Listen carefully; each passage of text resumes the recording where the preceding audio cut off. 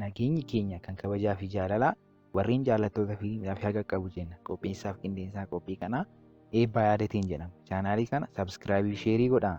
Har'a kan isin ibsinu fiilmii Duumaa jedhamudha. Seenaa fiilmii kana kan eegalu Afrikaa keessaa bakka bareedaa fi namatti tolu agarsiisuun jalqaba.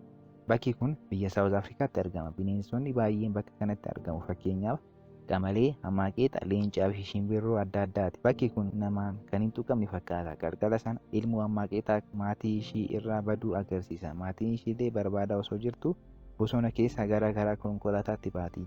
Ibsaan konkolaataa itti fi konkolaataa kana oofaa kan jiru Piiter jedhama. Piiter qonnaan bulaadha. Ilma isaa Zeen wajjin gara manaa osoo deemaa jiranii ilmoo hamaaqqeexaa kana argan. Abbaa fi ilmi bineensa kana daandii konkolaataa irra arguu isaaniitiin baay'ee dinqisiifaman. Dafanii konkolaataa dhufaa jiru jalaa kaasan. Bineensa kana waan jaalataniif gara mana fudhanii deeman. Haadha Zeen kan taate Kiristaaniif agarsiisan. Bineensa manatti guddisuu isaanii mijaa'uu baatus jireenya bineensa saniif jedhanii manatti guddisuuf murteessan. Galgala sana siree Zeen irratti ciiste.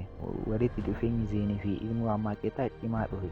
Erga maatiin baratanii booda akkuma yaadametti bineensa kana guddifachaa manatti guddisuuf murteessan. Obboleettiin Kiristaan kan taate ilmoo hamaaqqeexaa maatii isaa guddifachaan fudhatan wajjin akka wal baru gargaaruu eegalte. Maatiin hundinuu bineensi kun akka isaanitti madaquuf of barsiisuu jalqaban. Zeen ilmoo bineensa saniif maqaa baasuu barbaade. Maqaa isaallee Duumaa jedheen. Duumaan afaan Swahilii yommuu ta'u hiikkaan isaa hamaaqqeexa jechuudha. Waggaa muraasaan booda fiilmiin kun Piiter fi Zeen Duumaan waan guddateef mana ijaaraa akka jiran nutti agarsiisa. Yommuu Duumaaf beeku Zeen konkolaataa irraa kaameeraadhaan kaasa ture. Ariitii isaaniitillee baay'ee dinqisiifama. Guyyaa tokko Piiter dhukkubsatee gara mana yaalaa deeme.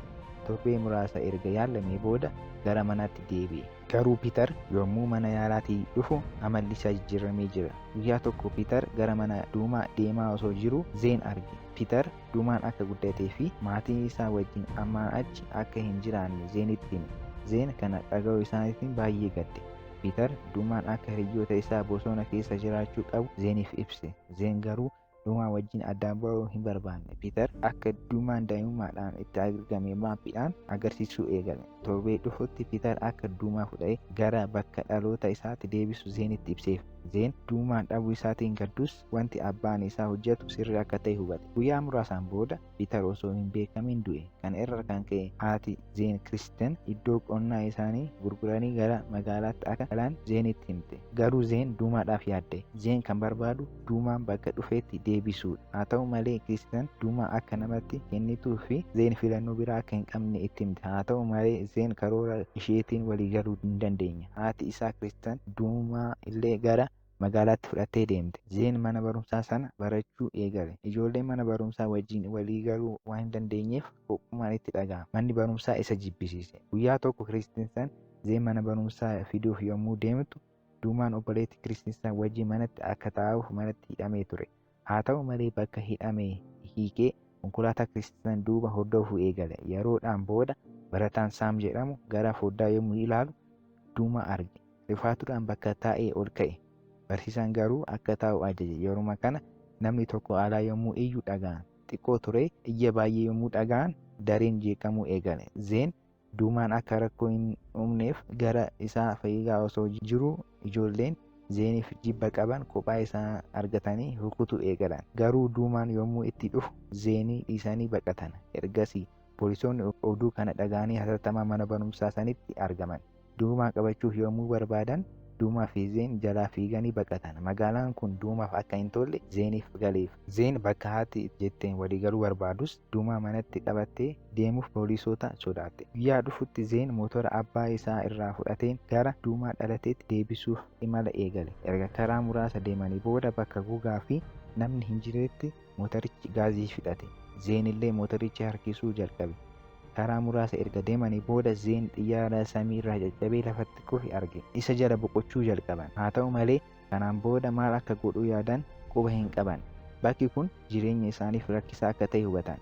Galgala sana Zeen dhiisee osoo jiru Riip kan jedhamu gara bakka Zeen jiranitti dhiyaate. Mootora isaanillee jalaa fudhachuu barbaade. Zeen hirriibaa isaarraa ka'ee asitti akka hafan Riipitti hime.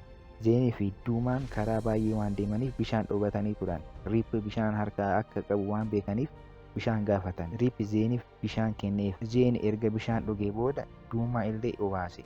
Ergasii Zeenii fi Riip wajjin haasa'uu jalqaban. Riip guyyaa 5 deemee bakka kana akka ga'ee fi kanaan booda karaan itti deeman akka hin jirre Zeenitti hime. Riip illee jiraachuudhaaf Duumaa ajjeesanii akka nyaatan karoora baase. Zeen karoora kana caalaa akka qabu Riipitti hime. Karoora isaa Riip ibsuu jalqabe. Karoorri inni yaade qilleensaan fayyadamee motora sana sochoosudha.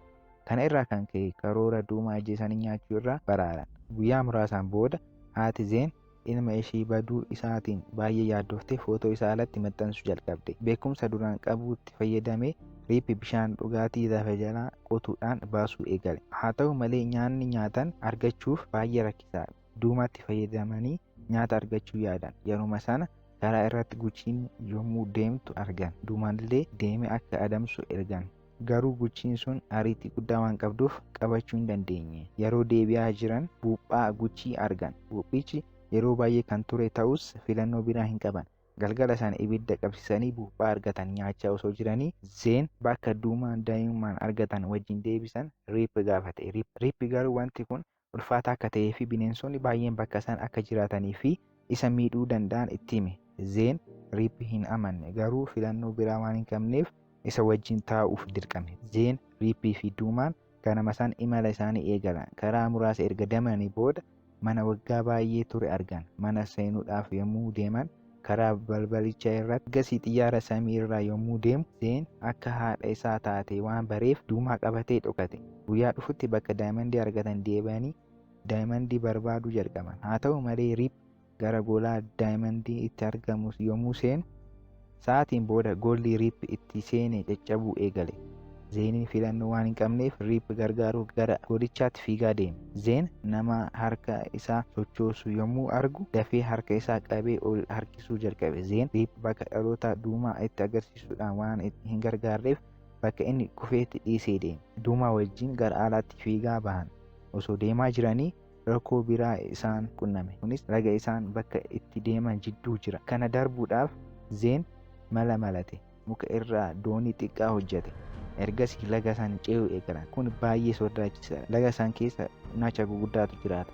Humni bishaanii hammaachaa waan dhufeef Zeenii fi Duumaan bishaan keessa kufan. Naachillee itti dhiyaachaa dhufe.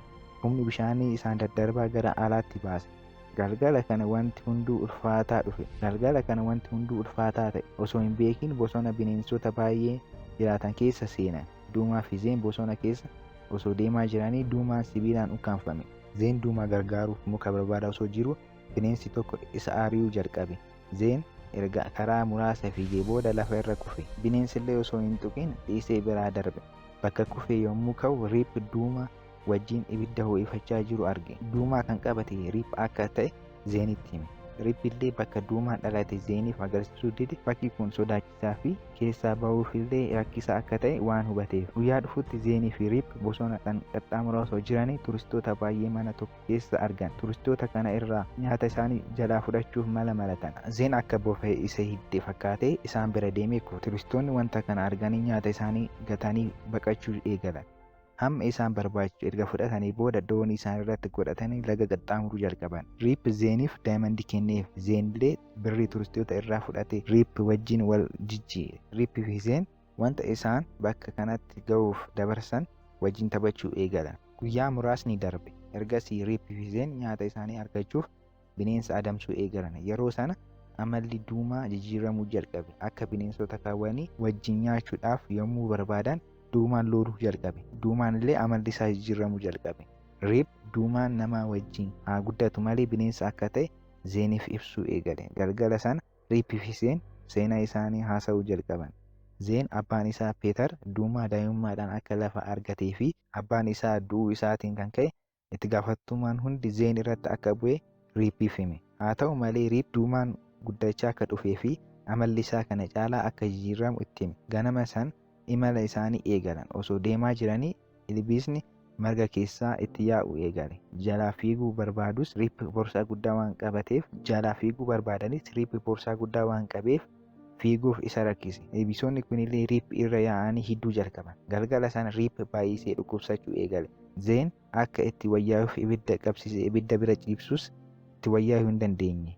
Zeen homaa gochuu hin dandeenye. Gargaarsa barbaacha gara bosonaa fiiguu jalqabe. Yeruma kana leenci Zeen nyaachuuf itti fiige. Haa ta'u malee Duumaan dhaqqabee Zeen leenca irraa isa baraare.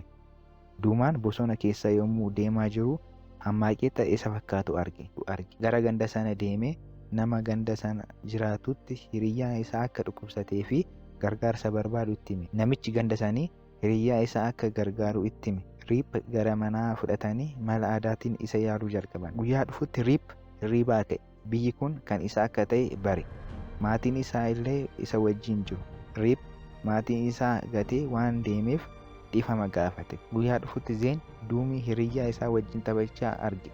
Zeen Duuma wajjin addaan bahuu itti ulfaatus Zeen bakka Duumaan jiraatu hawwaa ture kan akka ta'e galeef filannoo waan hin qabneef Duum dhiisee gara manaatti deeme. Haati isaa garuu bakka qonnaa duraanitti deebitee jirti. Zeen illee haadha isaa barbaadee argate. Konkolaataa qonnaa irraa buutee gara Zeenitti fiigde. Karaan inni deeme ulfaataadha. Irraanfachuus hin danda'u. Zeen Duumaa hanga du'utti irraanfachuu hin barbaadu. Duumaan illee Zeen irraanfachuu hin barbaadu. Fiilmiin kun kan hojjetame bara 2005. Fiilmii kana daareetti kan godhe Kaarool Beeler jedhama. Waan dhaggeeffataniif galatooma. Chaanaalii kana sabskiraayib fi sheerii godhaa. Galatooma.